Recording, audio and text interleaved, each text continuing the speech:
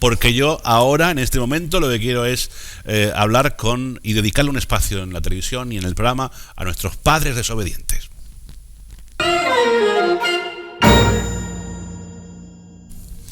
Está mirando el reloj, está diciendo, hoy me recorta. Hoy vamos un pelín mal, Sergio. Buenas tardes. Hay que ir rápido, o sea, incluso a lo mejor podemos abordar esto que nos propones hoy en 2 programas. No te agobies, no te agobies. Ya lo tenía pensado. Digo, a lo mejor puedo dividir. Oye, así aprovechamos también. Claro. Hay que adaptarse. Y alargamos el chicle, ¿no? Aunque llamarle chicle a lo que vamos a hablar hoy no me parece acertado, me parece irrespetuoso. Es que este tema especialmente me gusta mucho. Pues ya dirás yo cuál es. Yo tenía con ganas aquí de explayarme. Digo, claro, vengo y media hora. Programa para mí solo, media hora. Es culpa de Mónica, ¿eh? No. Sí, también es verdad que es broma. Que hemos estado a punto de echarnos aquí tú y yo en el suelo a respirar. Propongo que la semana que viene hagamos una sección tumbados en el suelo. Sí. Y así. Podría practicarlo con mis padres también y madres, porque... O sea, ¿te refieres con las familias que van? Con las familias, claro, porque oye, a lo mejor les ayudo a tomarse esto de la crianza de otra manera, ¿no? Con más tranquilidad. Con más tranquilidad, menos estrés. Con menos trauma. Menos ansiedad. Menos trauma, menos estrés, menos ansiedad, todo ganamos. Correcto. Bueno, ¿de qué hablamos hoy? Venga, pues mira, me tienes en ascuas. Pero si lo sabes perfectamente. No, yo sé que vas a hablar de un experimento. ¿Participas en mi encuesta? Sí, pero nunca gano. Nunca gana. Hoy que has hecho el experimento, tú no has votado. Nunca gana el tema que el que voto. No, ¿qué le vamos a hacer? Pues hoy vamos a hablar de... un experimento, concretamente experimento de obediencia de Milgram. Milgram. ¿Quién es Milgram? Un psicólogo de los años 70. Bueno, de los años 70. Los experimentos fueron hechos en los años 63, creo que el primero. Milgram lo mismo. Milgram será más, sí. Yo no sé de las que tendría entonces, pero sí, pero psicólogo social. Sí. Y la verdad es que a mí es un experimento que me gusta mucho, porque, bueno, no voy a decir por qué. Aunque no lo parezca, estamos hablando de crianza siempre, ¿vale? Sí, esto va a conectarse con... El Milgram estaba pensando en nuestros niños. Con nuestro hijo. Hay otros experimentos que también voy a hablar de ellos, que son los de Ash. Que también son de obediencia social, en este caso, de conformismo social, obediencia social, es anterior. ¿No hay ningún psicólogo que se llamara Paco? ¿El experimento de Paco? Sí, pero no. Oye, te estoy robando más tiempo. Los experimentos, no, por favor, no. Los experimentos que se conocen es que no lo hacen en español, eso más así de... Ay, el Milgram estas cosas lo hacen anglosajones casi. Sí, son más listos. Voy a empezar a hablar del experimento de Milgram. Yo creo que la mayoría ya incluso lo conocerán, a lo mejor si no por el nombre, por las circunstancias. Yo lo voy a explicar, ¿vale? A ver. Milgram es un psicólogo que se pregunta sobre por qué pudo suceder. Se supone que el motor de su curiosidad, ¿no?, de lo que quería averiguar, era lo que sucedió en la Segunda Guerra Mundial con los nazis y los judíos. Sí. De cómo era posible que tanta gente en Alemania fuera facilitadora o de alguna manera ayudara, no al régimen, a hacer todo ese mal a tanta cantidad de personas, no un mal que era evidente y muy intenso y que no era sutil, digamos. Y esto fue aplicado, bueno, el régimen, los nazis de alguna manera mandaban, pero había una gran cantidad de personas, que eran personas normales, se supone, ¿no?, porque eran población general, que estaban aplicando esa orden a pesar de provocar un gran dolor a otras personas, ¿no? Entonces lo que hizo Milgram fue preguntarse en qué condiciones se daba esto y si era posible que se diera en una situación de laboratorio, digamos. Sí. Y él configuró un experimento curioso, un experimento muy guay, en realidad muy ingenioso. El experimento consiste en que hay 3 personas implicadas, ¿vale? Uno es la autoridad, digamos que sería el psicólogo, la autoridad, ¿no?, quien manda. Otro sería el profesor, que es el sujeto de investigación, ¿vale? Y otro es el alumno, que es un actor, ¿vale? Es un cebo. Sí. No participa en el experimento. Vale.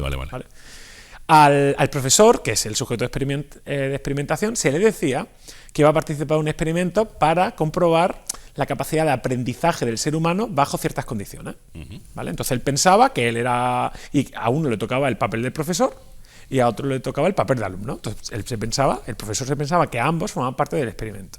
Y el psicólogo simplemente era una persona que vigilaba que el experimento se realizara adecuadamente, ¿vale? Esto desde el punto de vista del profesor, que como indico era el sujeto de experimentación.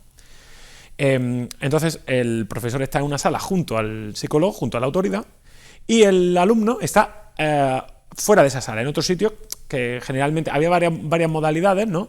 Se podía ver a través de una cámara o solo con sonido, había como varias modalidades, ¿vale?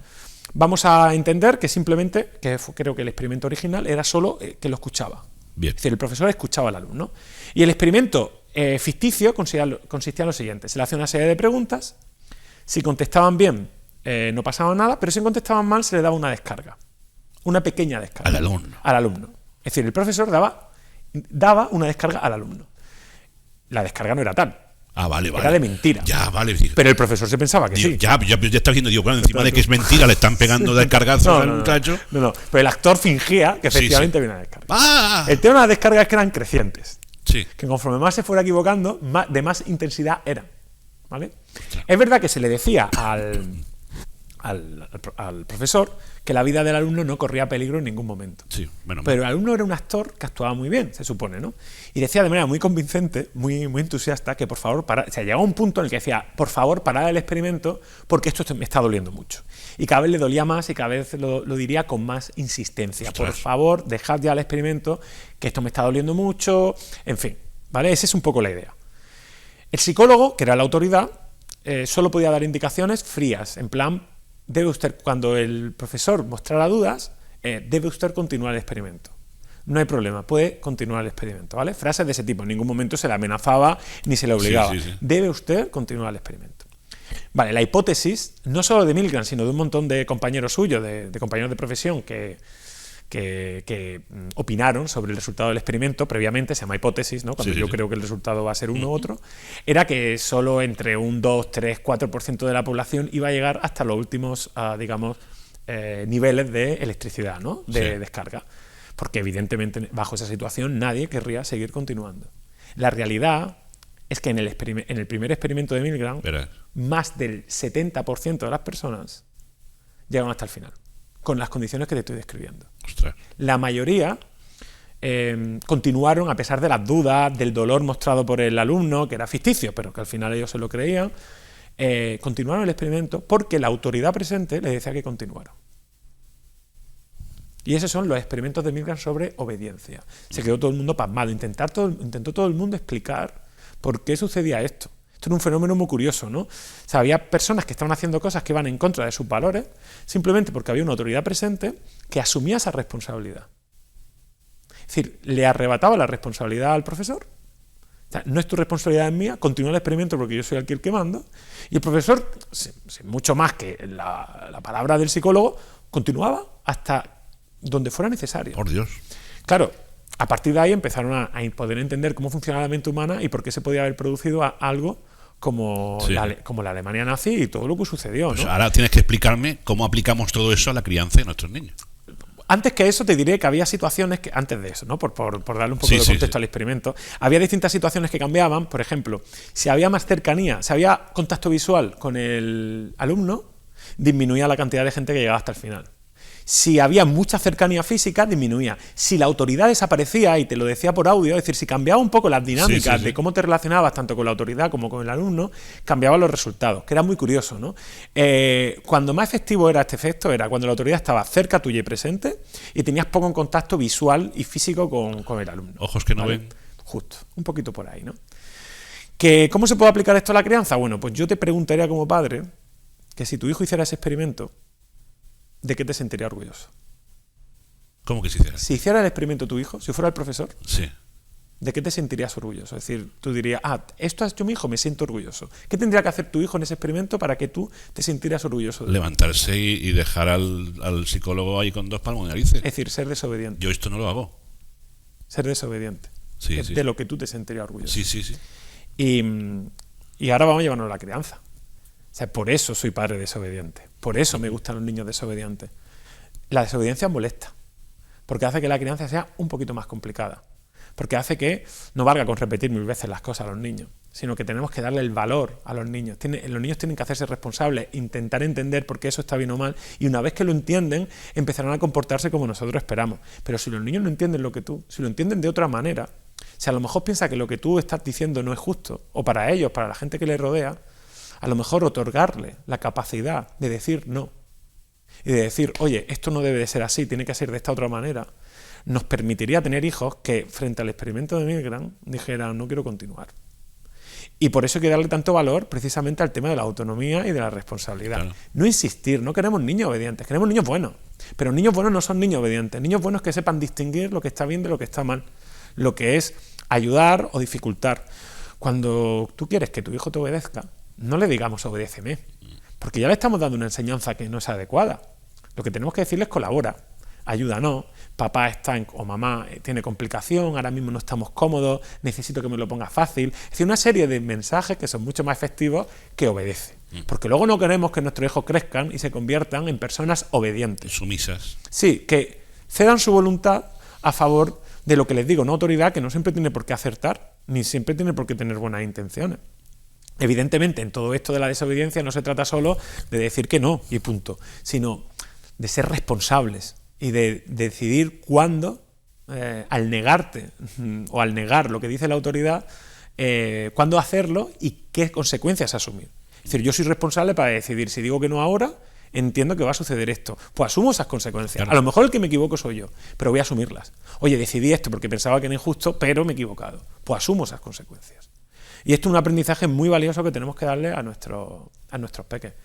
Antes de terminar, voy a decir un minuto. Experimento de Asch, se llama conformismo social. Es un experimento donde todos son,